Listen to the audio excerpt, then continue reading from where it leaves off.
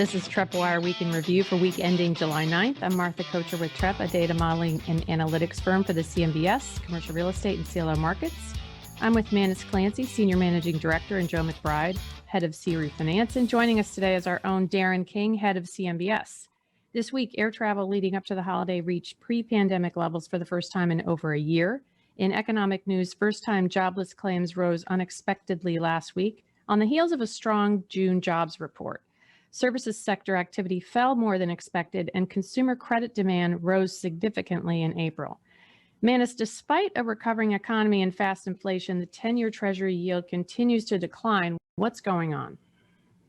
Well, I think what we're seeing is, narratives come and narratives go, right? And the narrative drives the market. And in the spring, the narrative was, we're going to see a really powerful rebound. And we were among those, especially, I believe this in particular, that we would see a powerful rebound over the summer. Some of the quotes that people were saying, on CNBC and other places were, every day is going to be Mardi Gras, every day is New Year's Eve. And when that's the expectation, it's not enough to see crazy teens, dancing on the beach at Daytona Beach with Snoop Dogg, right? You're expecting to see that at the tent revivals and the 55 and over communities also, right? You're thinking, if I'm not seeing body shots being taken everywhere, every night, in every city, then the recovery is not what we had been expected. And I think that that's kind of true. I'm kind of joking about this. Nobody expects to see body shots taking place at a revival tent, but, there's no images out there of, 10,000 people at a big rock concert with camping and mingling and so forth. So I think that based on the really lofty expectations that people had in, April and May, I think this recovery seems muted. I don't think it's that big a surprise looking back. I know this will seem like Monday morning quarterbacking compared to what I said 3 months ago, but when you consider the headlines we've seen over the last month, right? The COVID mutations, new mask mandates in California this week, the limiting of spectators at the Olympics in Japan. Could you blame anybody who said, you know what, let's not do that Hawaii vacation this year. Let's not do Orlando. Let's continue with what we did last summer. Let's do the Jersey Shore or the mountains or some other beach resort where you can get to. And even if it, is locked down again, or it doesn't become as open as we thought it might be, at least we're having some kind of vacation. And at this point, the summer's half over, and we're not seeing that just rabid, back to normal vision or images that we thought we might see. And I think that that's probably what's responsible for some of this drop in the 10-year Treasury this week. Yeah, well, we did have the Fed minutes come out too, and they were hemming and hawing a little bit on some elements, including kind of resi, mortgage-backed securities purchases and stuff like that. But the overall tone was, we're not raising rates for the foreseeable future. So I think that was, the market took some comfort in that side of things. I mean, I think that we're seeing an orderly recovery, it seems like. You know what I mean? Like, there's a lot of that worry about inflation that we were talking about a month or two ago, and there seems to be a lot less talk about that right now. I think that the one area that's, just increasingly obvious in terms of inflation is housing prices, and a lot of that is supply driven more than anything. So who knows what the heck the market thinks anyway, right? Tomorrow the futures are going to be way up. The next day the futures are going to be way down. So in the end, I think it's all about interest rates in the long run. And as long as the Fed remains accommodative, that's really all that matters. And everything else is kind of window dressing. I think with that, you got to think globally as well, right? We're talking about a steadily improving, if not, as Manus mentioned, not maybe like this amazing boom that we were expecting in the US, but compare that globally to what Manus just mentioned with Tokyo is in a state of emergency and will be in one for the Olympics. I've been watching a lot of Euro 2020, even though it's 2021, on TV, don't tell my boss. And a lot of those stadiums in Europe are still empty. So where are you going to go with your money? There's a flush of cash, not just with American investors and money managers, insurance companies, and banks, but globally, European and Asian, coffers are full of cash, and what other country are you going to put that capital to work in? You're going to come to the U.S. 125, 130 10-year is cheap relative to just about every other G7, G20 country out there. We've got the best economy. The dollar is still the fiat currency, and where else are you going? We always look for the big tell in terms of what this recovery looks like, and it's a little early right now because we're getting July remittance data right now, and that won't have first half hotel data in it yet for occupancy and NOI and things like that. But as that data starts to come in August and September, I think that will be a really meaningful set of data for us to look at and see just how much occupancy has ticked up, how much recovery there has been. And my gut right now says that people are hedging. They're not doing that big vacation. They're doing that drive to type thing. And certain places will do well, the kind of places that cater to that. But some of the travel destinations might surprise to the downside. Darren, CMBS issuance activities on the upswing for this year, and some are predicting that we could set a new record for the full year. What are the trends that we're seeing so far? So to steal Manus's phrase, we've got a lot of green shoots within the private label CMBS market, a couple of patches of crabgrass. I think I'm the first one to use it this week. Happy to be on the board with the catchphrase. So what we've seen, if you kind of break the CMBS market down into its three pieces of private label, you've got conduit deals, single asset, single borrower, and CRE CLOs. So those three combined for the first half were a little over $67 billion in issuance.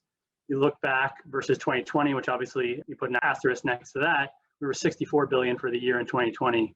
Kind of go back pre-pandemic, 2019 full year numbers were $115 billion, 2018 and 2017 in the low 90s billion. So we're really on a great pace thus far for recovery and issuance. And again, if we can keep this up, we'll do far better than that 2019 number of 115 billion. The breakdown of it, I think, is even more interesting. You look at what's done well, what hasn't. Again, we'll go with the green shoots. The CRE CLO market issuance for the first half is just under 21 billion. That compares to an annual record set back in 2019 of 19.5 billion. So we're 6 months in and have already surpassed the full year record for issuance. And the second quarter actually surpassed the first quarter in terms of volume. So we're actually on the upswing in terms of momentum there. Whether or not that continues in that manner for the rest of the year, who knows? But still, we're seeing that the CRE CLO sector become more robust than I think anyone even could have imagined it would have gotten. Same thing kind of in the SASB sector, just under 32 billion of issuance for the first half. Compare that to a total year of 27 billion for 2020, again with an asterisk. Go back to 2019, 18, and 17, you're looking at kind of 46 billion for 2019 and then 37-ish billion for 2017 and 2018. So well on our way to surpassing those numbers. And I think the interesting thing in the SASB market, beyond just the headline numbers, is the diversity of what we're seeing get done in that market. We're seeing hotel deals. Extended Stay America just got done $4.7 billion in a single transaction. New York City office, which people have concerns about, one vendor, but was a $3 billion transaction that the market happily took.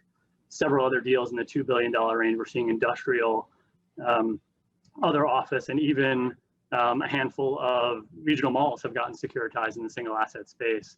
Refinances from kind of the 2011, 2012 vintage that is finding so much distress to date. So we really have a widespread and sort of broad-based recovery in the single asset market. The one crabgrass piece of this is the conduit space, which for the first half of the year is just under $15 billion of issuance. Compare that to full year 2020 was 28 billion.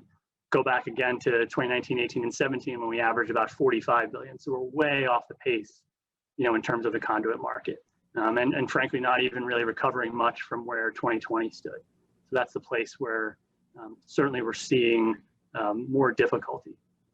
Would you call this uptick in CRE CLO issuance transitory? And once we get back to kind of a normally functioning economy, we're back to kind of the typical ratio we've been seeing in the past?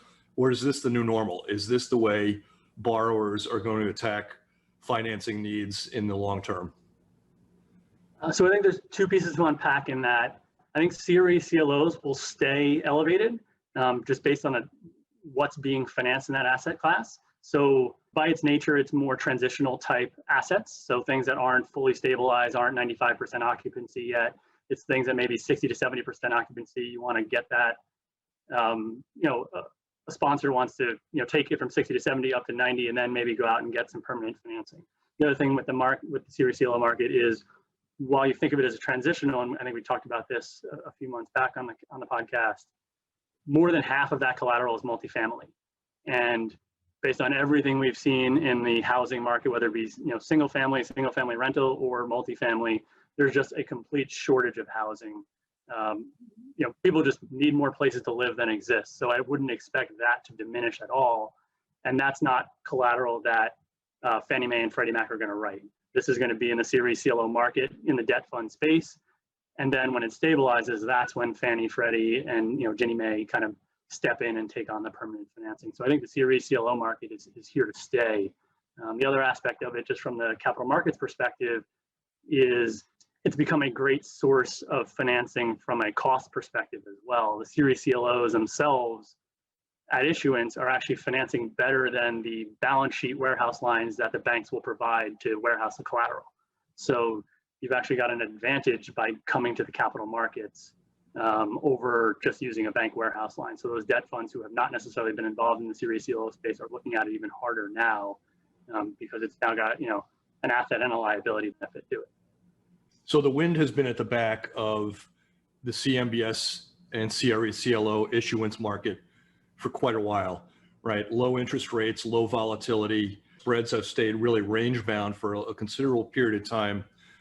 In your mind, is there anything out there that could stop this momentum for the rest of 2021 that could lead to a pullback from lenders or a tapping of the brakes? The only thing, and I think this is the comment that you'll hear in any kind of, what's the pullback is some kind of sharp turn in the pandemic back toward the negative, where all of a sudden there's a lot more cases, but nothing from a financial markets perspective, I think derails it. If anything, I think you'll start to see, and hopefully, I think the market hopes to see the conduit space come back more, and certainly pick up its momentum as what used to be, the leading sector in CMBS, and now is the trailing one. Because what I think you'll see is more comfort around, retail loans where the tenants are back in and paying and operating, and people are showing up. Much more comfort in the hotel space, which is where volumes are down, I think almost 80 to 90% in terms of the actual dollar figure done in the last 12 months versus pre-pandemic. I think that'll come back as you get more stabilized and more time to underwrite those cash flows. The example I take in hotel is things may be booming right now. If you're going to come for a loan, is somebody going to underwrite just the last 2 months of the rate you're charging and the occupancy? No, they're going to want more time than that. If you go back any further than that, now you're into the pandemic. And so what cash flows are you underwriting? Are you going to go pre-pandemic and just assume 2019 will come back? So there's a lot of uncertainty around how you underwrite that collateral, and that'll go away as we just get more time under our belt to understand what stabilized hotels look like. So I figured by the fourth quarter, quite honestly, we've got more time to see what the recovery looks like and more seasonality flowing through. You'll start to see more and more hotel lending show up. You'll also start to see, I think, office improve as well as more companies come back in and we figure out what some of these lease rolls look like and how to manage that from an underwriting perspective. You talked about the SASB volume, Darren, really picking up, and that was a trend even before the pandemic, but now it's even more obvious. But a mall loan getting done in SASB or a hotel type loan at this point, talk a little bit about why that's happening, even despite all the inherent risks that people are seeing in those parts of the market. That's a great question. When it comes to the mall space, I think what the market has done well, and what I'll actually say is sort of the green shoot, despite how bad the conduit market is doing from a volume perspective, is that the lending has been responsible and the investing has been responsible. And that's probably why the volumes are down, is because you're not willing to write the same amount of retail loans and hotel loans. You're being much more careful about how you underwrite the collateral and which loans you pick and choose.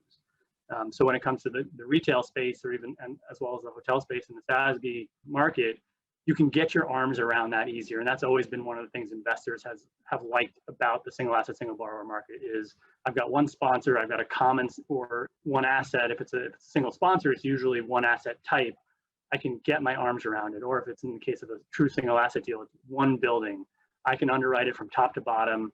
The level of information provided to the market, even to the public investors, is deeper than what you get in the conduit market. And all these things just lend themselves to a greater comfort level. If I can see, I think one of the great things about the mall loans that have been done in 2021 is the issuers are providing full rent rolls, down to little kiosks that operate and, sell, beaded necklaces. What every single tenant is when that deal was issued. That affords you a level of comfort that, this market has never had before. That when these loans were, done in 2011 and 2012, you knew the top 5 tenants, maybe the top 10. Now you've got everybody. And so if you can understand that and as an investor re-underwrite that rent roll, you can gain some more confidence in the investment you're making. Don't discount the personalized coffee mugs or the puka shell necklaces that you can get at those kiosks, or the 10-minute massage for $45. He has no words for that. Moving on. In retail, visits to indoor malls in June rose 14% month over month, which is good news. And traffic is down only 8% from pre-pandemic levels, which is clearly a green shoot, which leads us into some green shoot stories. Manis will kick off with one in New Jersey. Well, I had a couple of things even before our green shoots. I thought it was interesting that I saw an advertisement on television this week for the water park within the Dream Mall off the New Jersey Turnpike, the snake bitten mall that has been through 8 or 10 iterations. I guess now it's open and people can go there and get on their tubes and, put it on their trunks and, go on this indoor water park, which was, I think, a milestone for that ill-fated asset.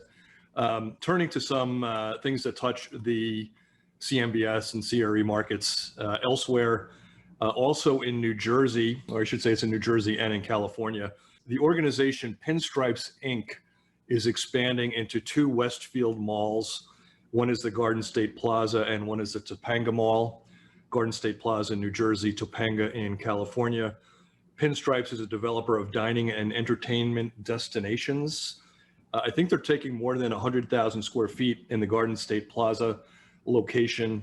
That backs a $525 million CMBS loan, which is split between a SASB deal and a $150 million slice, which is part of a 2013 conduit deal. Why this story matters to me and to us is that, that kind of experiential tenant has been the subject of a lot of scrutiny over the last year, right? Do you want to have that Dave and Buster's tenant, the restaurant guy, back to the Dream Mall, the water slide park? What do you want to have as a tenant? What's going to attract people and what's not? And experiential has been kind of frowned upon to some degree over the last year. And here you have Westfield signing a couple big deals with Pinstripes to go exactly in that direction, which I think is a great sign. Long live bocce ball and bowling. Yeah, I was looking at these guys' website. It looks like an amazing place. It's got pictures of like ribs slathered in barbecue sauce and then the bocce ball court. And the only thing is, it's always a little weird when you're bowling, and then you get the grease on your hands from the bowling alley. And then you go to grab like a buffalo wing and then it's a mixture of the grease and the wing sauce and messes up your curve. You not use napkins. You know what I mean? Yeah, but I mean, you need a lot of napkins, a lot of wet naps. Well, it's like advice one of my uncles gave me years ago. Never take a date for ribs or spaghetti on a first date. Actually, nothing good could come out of that.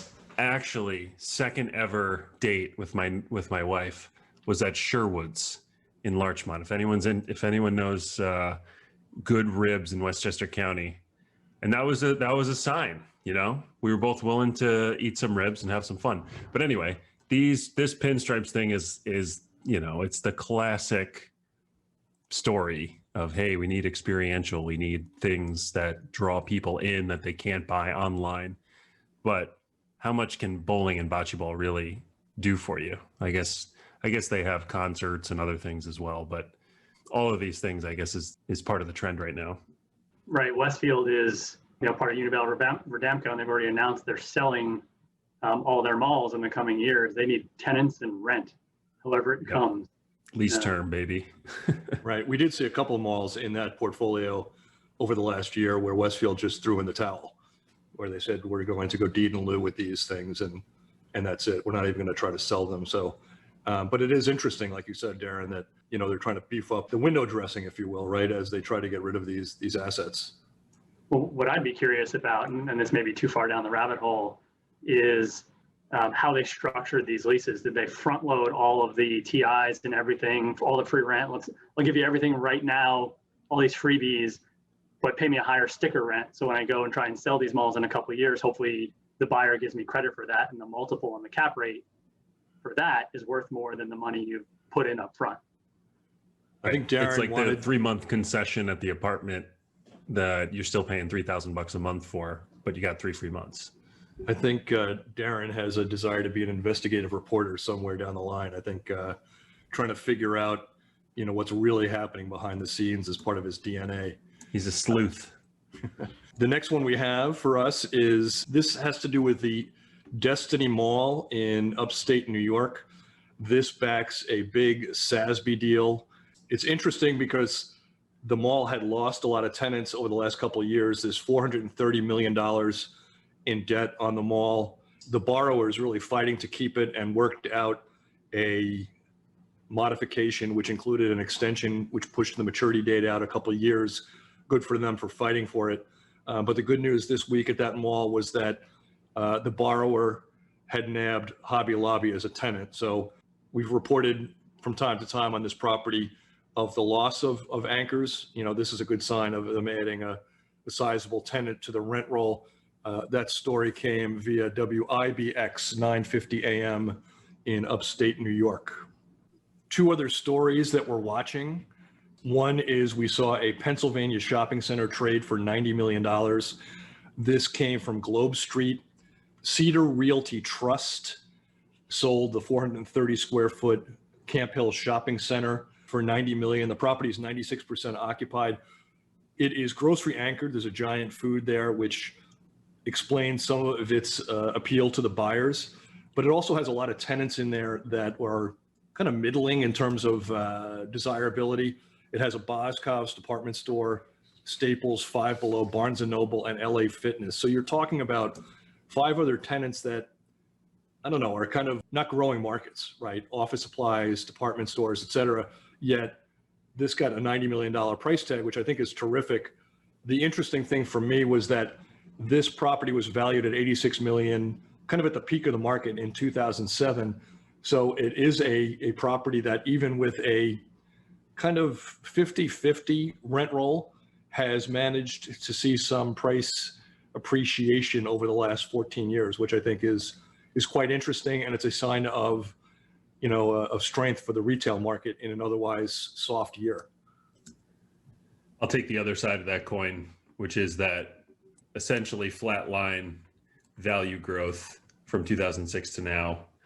It's good probably for a retail center like this, who's just trying to hang on. But if it was any other asset class, we would be saying that was a big loss. Well, that might be the case, but I'll take the other side of the other side, which is if you went across the country and you looked at every mall that had a Boscov's in it, and you took their valuation in 2007 and today, I would say that your valuation decline would average more than 25%. And a Barnes & Noble. And a Barnes & Noble and a Staples. That's a recipe for, price devaluation. Thank God for that Giant Food.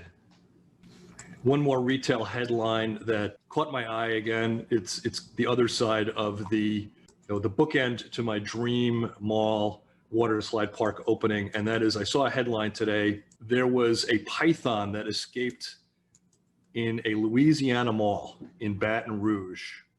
And it still hasn't been recovered, but the mall remains open. What do you mean escaped? Does that mean there was a store inside selling a python and it escaped? It's like or a petting zoo. a python infiltrated the mall? No, it was like in the Blue Zoo inside the mall. According to the spokeswoman, the snake is named Kara. It's a yellow Burmese python and is not toxic. It's considered a safe animal and is often used to interact with guests in the snake education area. I wouldn't be there. I think we have a couple more stories. One I think would be a green shoot, and one is definitely a crabgrass. And that is that Bloomingdale's has started a interesting concept called Bloomies, which anybody who goes to Bloomingdale's normally calls Bloomingdale's Bloomies, but now it's actually their official name for their new location in Fairfax, Virginia. It's a smaller footprint, 22,000 square feet. It's high on experience. We've talked about experience throughout this podcast. So they've got fashion, a colada shop, a restaurant. They've got coffee, cocktails, stylists. You can get alterations. So it sounds like it's an interesting concept as they try to reinvigorate Bloomingdale's as a new idea.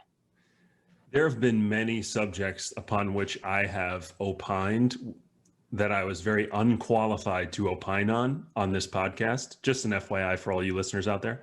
This may be the most unqualified subject for me. I don't know if I've ever been into a Bloomingdale's. Oh, wow. But maybe they're trying to be can they be the Apple store of fashion retail?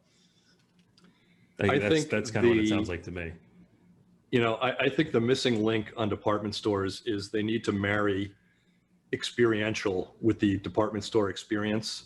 And what do I mean by that? I mean that if you go to the department store with your family and everybody's doing their thing and you just don't want to be there, they should have an area in the bedding department where a guy like me can go in and, you know, enter a pod and take a nap for the 90 minutes that your family is there shopping for back to school clothing or, you know, new furniture or whatever else is out there, an appliance, God forbid. The problem is that the experiential element of most department stores in the last 5 years has been walking around a massive, empty, mostly, you know, unkempt store. And if you needed help, you would have to do one of those like, hello, hello, hello, hello, to get somebody, and they wouldn't be able to help you, right? It reminds me of Models in the old days. Remember Models in the old days? Yeah. You'd have to be like elbowing people out of the way and like, you know, pulling shoes off of the ground and seeing if they're your size. I mean, that's what it's like to go to a Macy's nowadays. Nothing's on the rack. Everything's on the ground. It's just no good. Yeah, there's that 50-50 chance that if you take home a pair of shoes off the rack, you're going to get two different sizes in the box. Exactly.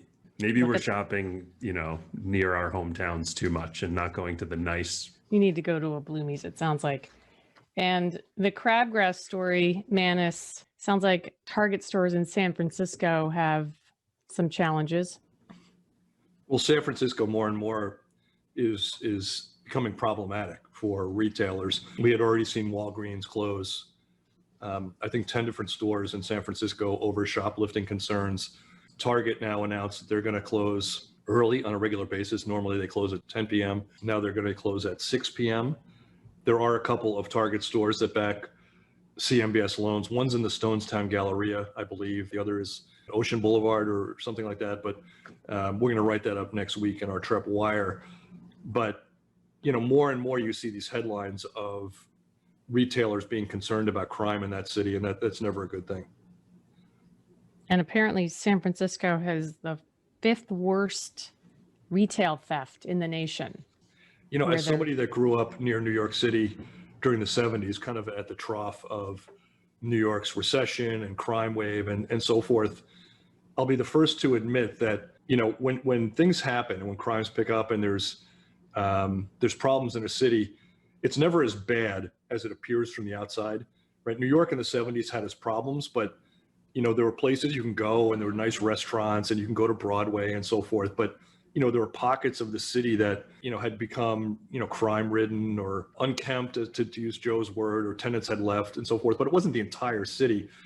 But what happens when you get this narrative is it keeps people away, right? So I'm sure that in San Francisco, there's still parts that are just wonderful, right? Shopping malls and destinations there.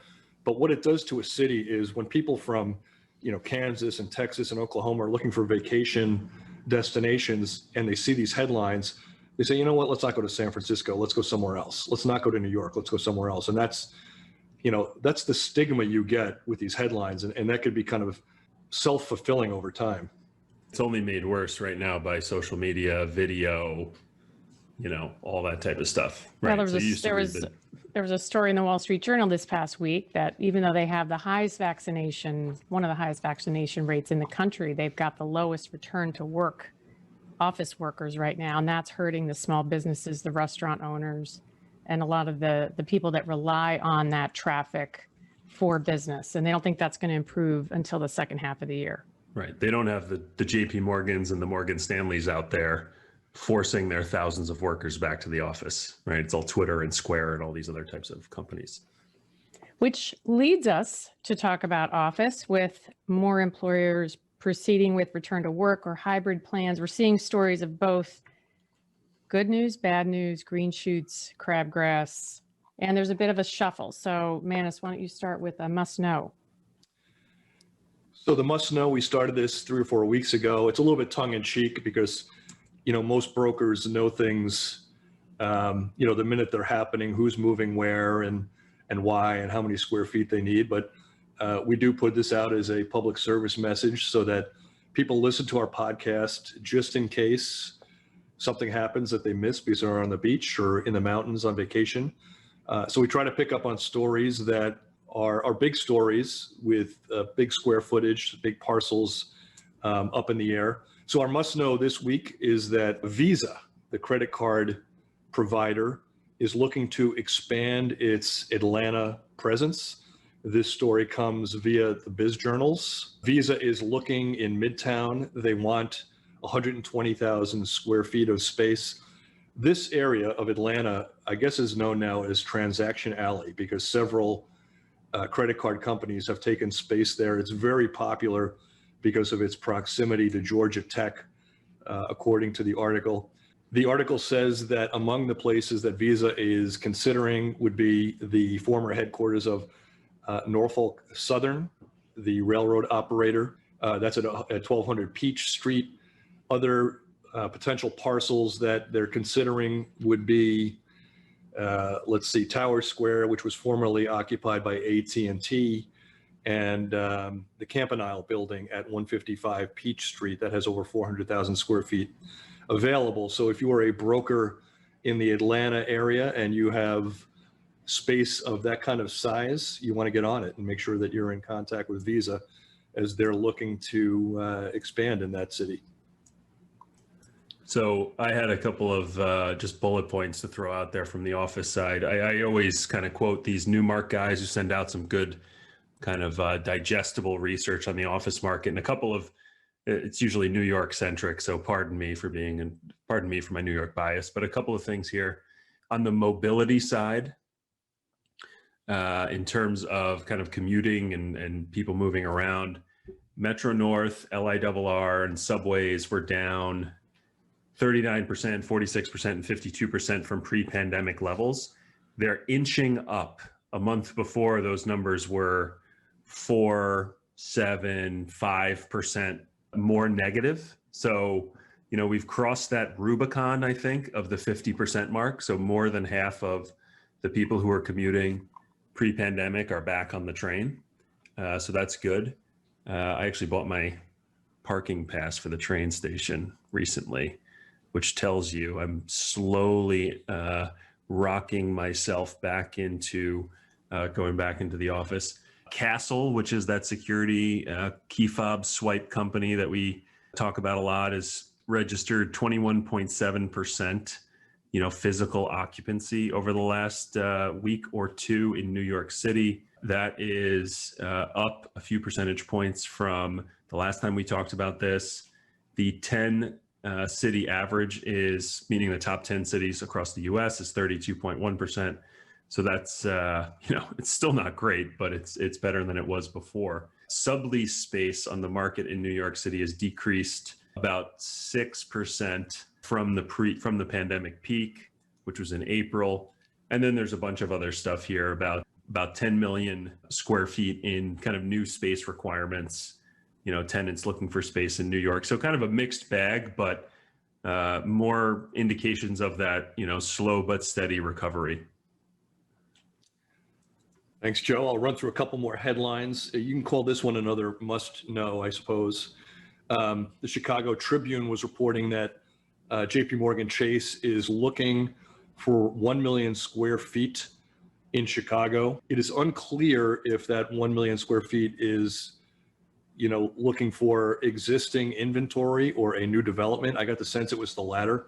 It's very hard to find 1 million square feet of contiguous space on the market right now.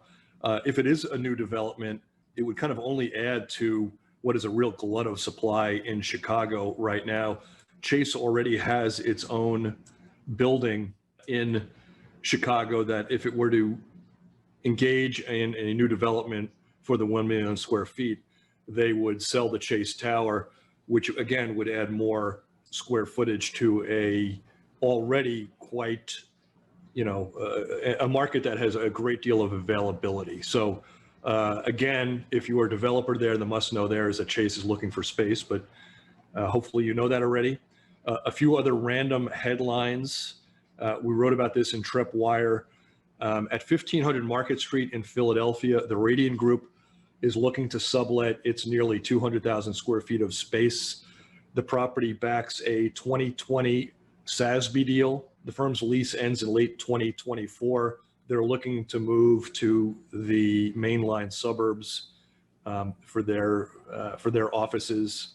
Elsewhere, Fox 4 in Dallas was reporting that Uber is forfeiting millions of dollars in tax incentives and is backing away from its plan to grow its presence in Dallas. They still will have a presence. They were going to have 3,000 employees, but now they have scaled that back to only 500 employees, so a big pullback. That would be a Crabgrass. A green shoot in Nashville, the property at 1801 West End Avenue has been sold for $76.5 million. That was 6 years after trading for $50 million and about 15 years after being valued at $40 million. This property used to be known as the Palmer House. It houses the publication, The Tennessean. And why does this matter? Why is this a green shoot? You look at newspapers across the US and they're kind of a dying breed. And in this case, somebody was willing to pay a premium price for something for a place that is anchored by a publication, which, as we know, there's been dozens and dozens that have gone out of business in the last 10 years. So another sign of strength for the office market, which we always like to point out. Yes, that was thunder in the background that you could hear. There's a tropical storm coming through. I will go with two more stories that we were following this week, both which had CMBS ties.